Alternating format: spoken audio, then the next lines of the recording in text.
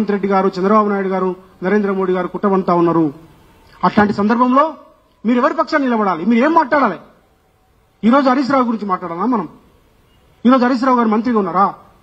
ఈరోజు కేసీఆర్ గారి గురించి మాట్లాడాలా మీరు? ఇలా కేసీఆర్ గారు ముఖ్యమంత్రిగా ఉన్నారా?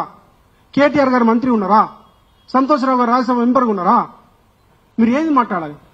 యూరియా రైతుల సమస్యల మీద మాట్లాడాలి.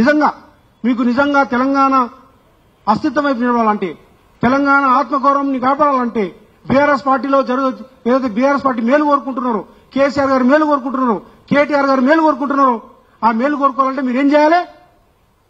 తెలంగాణ ప్రజలు ఎదుర్కొంటున్న సమస్యల మీద మీరు కొట్లాడాలి. రైతుల సమస్యల మీద మీరు కొట్లాడాలి.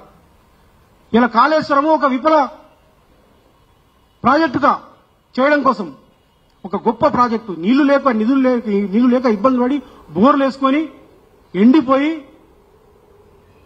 బీళ్లు ఎండిపోయి, కరెంటు మోటార్లు కాలిపోయి, భీమండి పోయి, సూరత్ పోయి, దుబాయ్ పోయి, బొగ్గుబాయి పోయి, మొత్తం తెలంగాణ అంతా నాశనమై తెలంగాణ అర్రులు చాలితే, అట్లాంటి తెలంగాణకి ఇవాళ కేసీఆర్ గారు అద్భుతంగా కాళేశ్వరం ప్రాజెక్టు తీసుకొచ్చి నీళ్లు తీసుకొచ్చి 1 కోటి ఎకరాలకు నీళ్లు ఇస్తే, అద్భుతంగా పంటలు పండితే, ఢిల్లీ కొనలేని పరిస్థితిలో ఉంటే, ఇలా ఆ కాళేశ్వరం ప్రాజెక్టే విప్లవ ప్రాజెక్ట్ అని చెప్పేసి ఒకవైపు నరేంద్ర మోడీ, మరొక వైపు రేవంత్ రెడ్డి ప్రయత్నం చేస్తుంటే, మీరు దానికి సన్నాయి నొక్కులు నొక్కుతారా అక్క?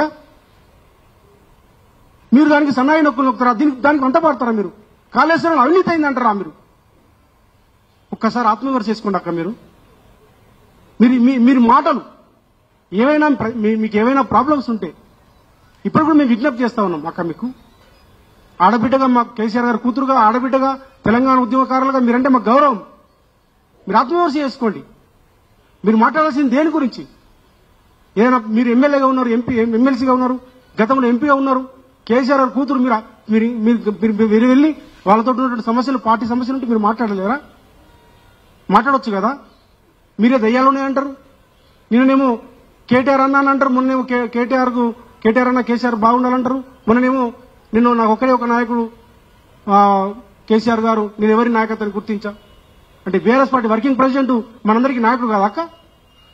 పార్టీ హైరార్కీని మీరు గౌరవించరా? కాబట్టి మీరు కన్ఫ్యూజన్లో ఉన్నారు.